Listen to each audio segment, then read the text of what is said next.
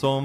ការពីសវត្ថភាពនារីអាហ្នឹងគឺវប្បធម៌ខ្មែរតាំងពីបុរាណយើងឲ្យតម្លៃនារីហើយអត់មានចេះតែប៉ះស្ទាបចាប់ថោកអាហ្នឹងចរិតនេះថាថោកទាបអ្វីដែលខ្ញុំចង់ឲ្យខ្មែរធ្វើគឺ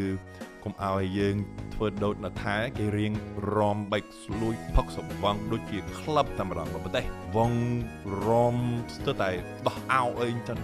ដូចថាតែអាហ្នឹងគឺរបៀបគេតោះឥឡូវស្ដារខ្មែរវិញអញ្ចឹងតើខ្មែរចង់ធ្វើបែបណាអញ្ចឹងការលើកទឹកចិត្តខ្ញុំគឺអ្វីដែលខ្ញុំគិតថាល្អគឺទី1កុំឲ្យឆ្លៀតចូលឆ្នាំប្រពៃណីជាតិគូខ្លាចជាប្រពៃណីផឹកស្រវឹងឬលេងល្បែងអាហ្នឹងគឺខ្ញុំមើលឃើញថាឲ្យតែស្រវឹងបកគោលឲ្យការចំលុះបកគោលការបំភ្លេចពីអត្តសញ្ញាណខ្មែរមិនដឹងថាជាមនុស្សបែបណាទេស្រវឹងហើយបិចស្លួយបោកប៉ះហើយអាហ្នឹងមួយទៀតហើយខ្មែរមិនមែនចឹងទេខ្ញុំឃើញតាំងពីមកស្រុកខ្មែររហូតឥឡូវគឺ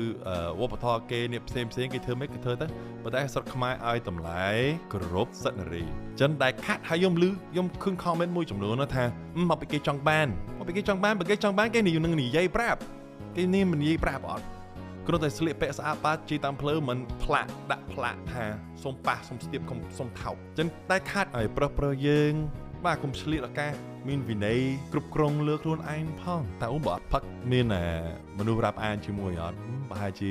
អត់មានអ្នកណាដែលហៅជើងចូលរួមតែខ្ញុំនេះថា11ឆ្នាំដែលខ្ញុំអត់បានប៉ះស្រាគឺពេលវេលា11ឆ្នាំដែលល្អបំផុតក្នុងជីវិតរបស់ខ្ញុំលើកទឹកចិត្តបងប្អូនខ្មែរថាបើអត់ស្រាខ្មែរនៅតែខ្មែរហើយខ្ញុំក៏ប៉ិតបើអត់ស្រាខ្មែររនតែខ្មែរហើយបើដាក់ស្រាគាត់តែខ្មែរភ្លេចខ្លួនឯងចឹងចឹងកុំឲ្យឆ្លៀតចូលឆ្នាំខ្មែរប្រពៃណីជាតិ